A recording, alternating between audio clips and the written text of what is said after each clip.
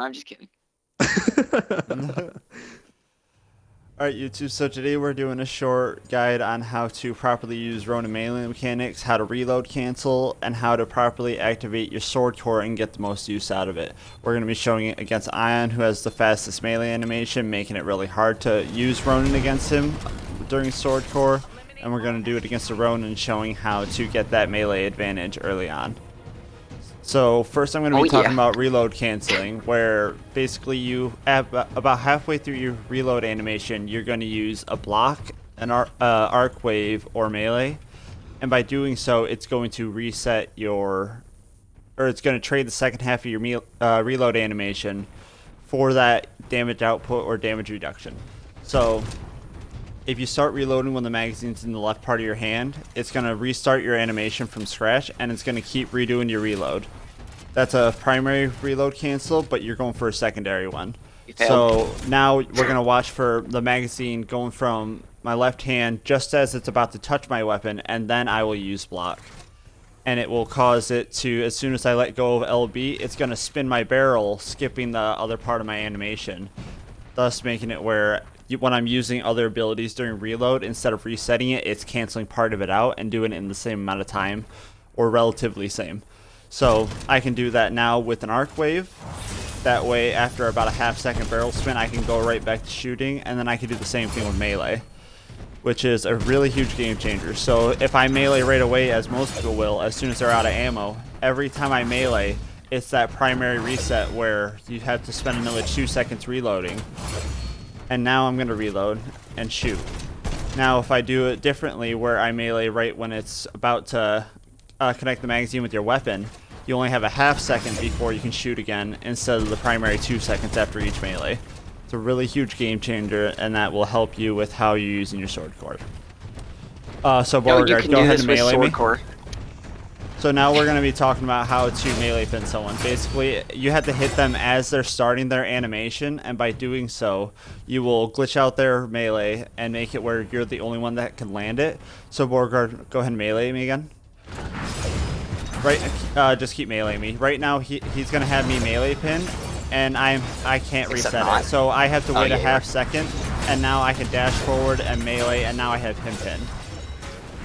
So to further explain that, basically, what happens is, if you start meleeing another Ronin and he hits you first and you don't get any damage, what you have to do is you have to stop meleeing for about a quarter to half second, wait for his to connect, and then start your melee, and you will trade melee connection and pin him every time. So now I'm going to use Arc Wave into Sword Core, that way I can cancel my Arc Wave animation and get Sword Core against Ion. So JK, go ahead and try to out melee me.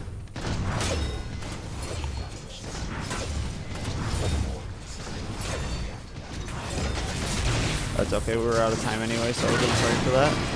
Yeah, so I thought, I was like, should we eject? So basically, I'm going to go to a small explanation about how to sword core against enemies who have either better animations, or faster animations for melee, or if you're doomed, how to properly do it to avoid getting terminated as easily. So you can essentially connect your melee and then phase out of it to cancel out the ability to take damage after the fact of taking a bar off their health. For example, if you're doomed and you melee phase, so what I'm going to do right here is I'm going to melee and then instantly phase out. That removed the possibility for me to be terminated, which is a huge difference for Ronin. That's a free bar of damage during your sword core, and it's completely safe at that point. So Beauregard, go ahead and stand down there next to the platforms where I will do a stim boost. Move just a little bit closer. I'm gonna watch.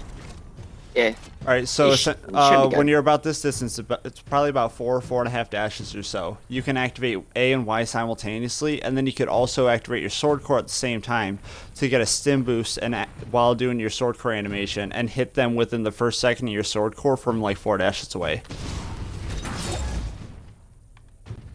That's it can be JK who does this. Yeah, and that's a big surprise that most people can't react in time for, and it's a free opportunity to get damage from your sword core, and then you can backstep, activate arc wave, etc. The other thing, always try to activate your sword core either when you're in a perfect opportunity for it or you have both arc waves and a phase ready, and you never want to use it just to close a gap right off the bat. So let me get my sword core real quick. Alright, so Jacob, come over here. Yeah. We're gonna try to do a melee fight real quick.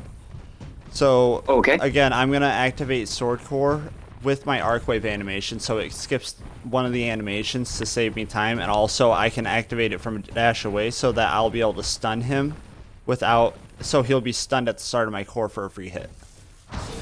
You're always going to be aiming for the side of the very Titan. nice. You never want to dash directly at your target, because that allows you to hit the side of him and make his faster melee miss you. If you're always dashing at your target, given that he has a faster animation and you're aiming where he's going to be punching, because he's always going to try and punch you in the face.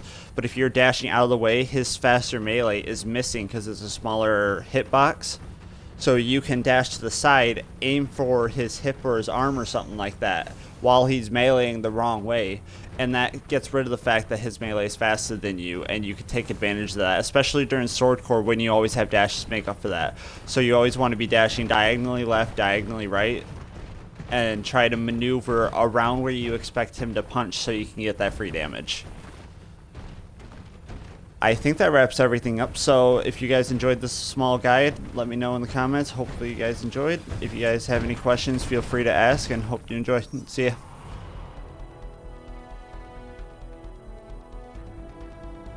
Well. Yeah, that wasn't so bad. We'll give that a go.